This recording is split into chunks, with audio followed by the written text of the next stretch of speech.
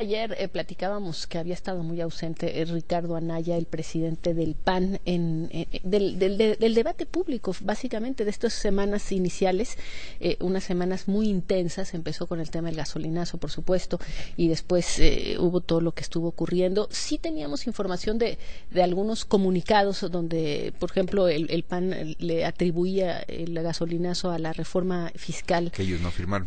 Etcétera. Pero bueno, básicamente ayer hice ese comentario. Estábamos hablando del tema de Coahuila, donde, como usted sabe, pues aparentemente es el día de hoy o mañana cuando ya se va a hacer oficial que es Guillermo Anaya, el candidato del PAN a la gubernatura de Coahuila. El lunes, también ya se acerca la definición importantísima de si van en alianza o no van en alianza en el Estado de México. Si hay una alianza es muy probable que la alianza ganara, si no van en alianza es poco probable que le quiten el Estado al PRI. En fin, son varios temas. Y ayer dije el comentario al aire, él respondió la llamada diciendo que estaba, que con gusto aceptaba, y la verdad fui yo la que ya no me dio tiempo con la entrevista que le hicimos al gobernador de Baja California y después al procurador Carlos Zamarripa allá en Guanajuato. Le agradezco y te agradezco, Ricardo, que nos la hayas tomado el día de hoy. Gusto en saludarte. ¿Cómo estás? Al contrario, Denise, el agradecido soy yo. Te agradezco muchísimo la oportunidad y el espacio. A ver, Ricardo, te lo voy a poner así. Hoy vi y seguramente tú también lo viste, los datos que trae el periódico Reforma sobre la popularidad del presidente Enrique Peña Nieto. 12% aprueban la gestión, 86% la desaprueban. Hubo una manifestación importante de descontento, no solamente en marchas y demás, sino en las redes, en todas partes, a raíz de esta forma en que se manejó lo del gasolinazo, y ya luego esto derivó en el aprovechamiento por parte de algunos en saqueos. Pero ha sido muy notoria la ausencia del PAN y de los partidos de oposición, diría yo, en un momento de este tipo. Y eso llama la atención, Ricardo. A ver, te diría varias cosas. Primero, Denise, no sorprende el nivel de desaprobación al que te refieres, porque este gobierno ha sido un auténtico desastre por donde lo veamos. En materia económica, no crecemos ni siquiera la mitad de lo que estábamos creciendo, y con tantita memoria hay que recordar que en campaña ofrecían que íbamos a crecer al triple de lo que venía creciendo el país. El peso se ha devaluado solo en lo que va de esta administración más de 60%, de 12.90 a casi 22 pesos. Han endeudado al país de manera brutalmente irresponsable. Hoy tenemos la deuda contra PIB más alta, por lo menos, Denise, en los últimos 20 años. Y la inseguridad, solo en este año pasado que acaba de cerrar, los homicidios volvieron a aumentar 22%. Y encima de eso, esta decisión absolutamente equivocada, como lo dijimos desde el 27 de diciembre, cuando se anunciaron los incrementos de la gasolina, fue un error garrafal el aumento al precio de la gasolina. Estamos en absoluto desacuerdo, y que ya no nos vengan, Denise, con este cuento de que tiene que ver con factores internacionales. Hombre, por favor, vean a qué precio está la gasolina en Estados Unidos. Está más barata que en México por una razón muy simple, porque si hoy tú vas a comprar un litro de gasolina magna, pagas 16 pesos. De esos 16 pesos, 6 pesos son impuestos que cobra el gobierno. Estoy convencido, en estas circunstancias que vive el país, con el descrédito que ya tenía el gobierno, quien se tenía que haber apretado el cinturón era el propio gobierno. Y luego salen con este pacto, Denise, que pues está muy bien que le reduzcan el sueldo a algunos burócratas, que digan que van a impulsar la inversión, el empleo, pero eso no va a compensar. A ver, Ricardo, el impacto. Déjame hacer una pausa, tengo que hacer un corte comercial, y cuando regresemos te vuelvo a preguntar el tema de la ausencia de los liderazgos de oposición en estos primeros días del año. Vamos a una pausa, ya volvemos. Regresamos, estamos aquí atando cabos. Ricardo Anaya, presidente del PAN, con nosotros. Él nos decía las razones por las que consideran que está, mal el gobierno. Y yo volví a quería dar una sola idea más, Denise. Me deja solo concluir brevemente la idea. Adelante. Que también alegan que es un asunto de estabilidad económica, pero me parece que lo que no entiende el gobierno es que la estabilidad económica implica gobernabilidad. Y hoy está en riesgo la gobernabilidad por esta decisión que tomaron de aumentar el precio de la gasolina. Es decir, pongámonos en los zapatos del ciudadano. Oye los noticieros, corrupción, políticos robándose el dinero a manos llenas, por otro lado falta de resultados del gobierno, y resulta que, pues, hay que entenderlo, este gobierno no tenía los márgenes, no tiene la confianza de la gente para haber tomado una decisión de esta naturaleza. Es decir, ellos se tendrían que haber apretado el cinturón. A ver, Ricardo, coincidiendo con algunas cosas y seguramente algunos analistas coincidirán en el tema de los márgenes y demás, yo te vuelvo a hacer la pregunta que te la hago a ti, se la hago a Andrés Manuel López Obrador, se la hago al PRD y demás.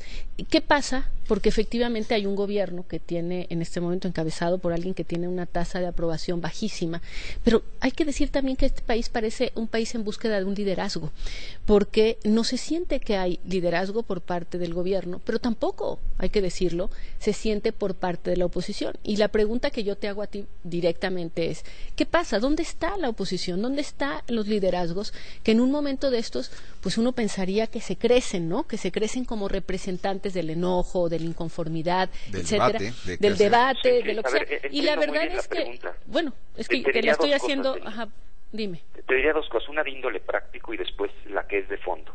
La de índole práctico es que para los partidos el inicio de año ha sido sumamente intenso en muchas actividades que no se ven públicamente, porque, por ejemplo, este viernes vencen los plazos para las coaliciones de las elecciones en Coahuila, el lunes que entra vence el plazo para Estado de México, tenemos encima el tema de la Asamblea Nacional, pero déjame darte la respuesta de fondo, la importante. Lo que nosotros tenemos claro, Denise, es que en estas circunstancias que está viviendo el país, con el nivel de enojo, no sé si viste un dato que hizo público Ulises Beltrán, decía Ulises que en la crisis de 94-95, los niveles de enojo, el porcentaje de gente que se manifestaba expresamente enojada con el gobierno era por el orden del 40%. En este momento es del orden del 90%, es decir, no tiene precedente en la historia moderna de México, ni siquiera cuando la crisis de Salinas Cedillo 94-95. Y lo que la gente quiere, Denise, son soluciones concretas y no que los políticos estemos echando rollos. Y si se oponen, nada más hay que revisar las redes sociales a que los políticos quieran jalar agua para su molino y lucrar. A ver, pero entonces, ¿cuál es la de fondo? La decisión que nosotros tomamos fue ponernos a trabajar, revisar cómo se podía dar marcha al gasolinazo. La conclusión es, si no queremos engañar a la gente y hablamos con la verdad, la única manera de dar marcha atrás al gasolinazo es modificando el régimen fiscal. Presentamos ya la iniciativa, tenemos instalados más de 100 módulos en todo el país, en los próximos días vamos a llegar a 200 módulos para recabar firmas y vamos a dar la batalla. Es una apuesta, lo que estás tú diciendo son dos cosas. A ver, perdón, si podemos platicarlo. Bueno, ¿sí? Perdón, no te escuché. No, es que lo que yo te quería decir es, si puede ser una plática en ese sentido, tú me dices, mira, hay una razón práctica que es, estamos ocupados en el tema de las coaliciones. El segundo es que preferimos ponernos a trabajar.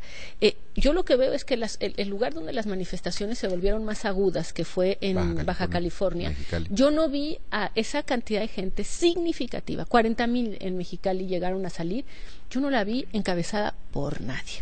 Veo un vacío, por nadie de ningún partido político, que su función es, en el fondo, una de las funciones centrales de los partidos políticos es canalizar el enojo para que ese enojo se exprese a través pues de las instituciones. Sí, nada más pero aquí, o sea, entonces tú dices, estamos ocupados, y dos, preferimos ponernos a trabajar.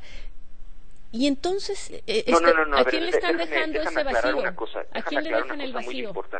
Déjame aclarar una cosa muy importante, Denise.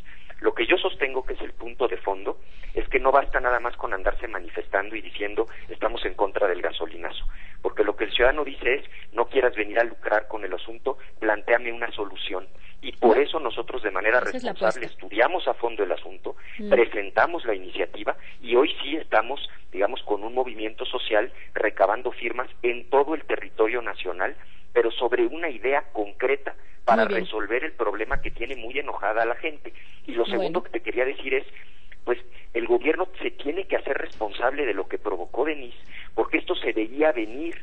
Nosotros desde octubre del año pasado, el 11 de octubre para ser precisos, presentamos una iniciativa para reducir el IEPS, porque justamente lo que veíamos venir es que si aumentaba el precio de la gasolina, se iba a afectar de manera muy fuerte al bolsillo de la gente. El dilema del gobierno era muy simple: ¿me quedo con el dinero de los contribuyentes o me aprieto el cinturón y recorto? Pues lo que tenían que haber hecho era recortar cortar el gasto, no apretar a la gente. Muy bien, pues te agradezco mucho, Ricardo. Digamos, te lo digo, la pregunta es para ti, se la voy a hacer al PRD, se la voy a hacer a Andrés Manuel López Obrador.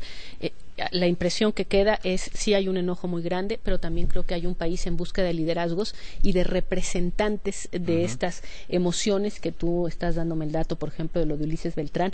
Eso no se siente, falta poco, por supuesto, para las elecciones, pero se siente un enorme vacío de liderazgo político en el país y queríamos preguntarte a ti cuáles las razones. Nos acabas de decir cuáles son las decisiones que tomó el partido que representas, que es, por una parte, estaban en las coaliciones, por otra parte, consideraron que lo que tenían que hacer era ponerse a trabajar de otra manera, es decir, para hacer propuestas en el Congreso. Te agradezco muchísimo, Ricardo, como siempre, que me tomes la llamada. Al contrario, yo a ti, Gracias. Denise, muchas gracias. Gracias. Un saludo a la audiencia.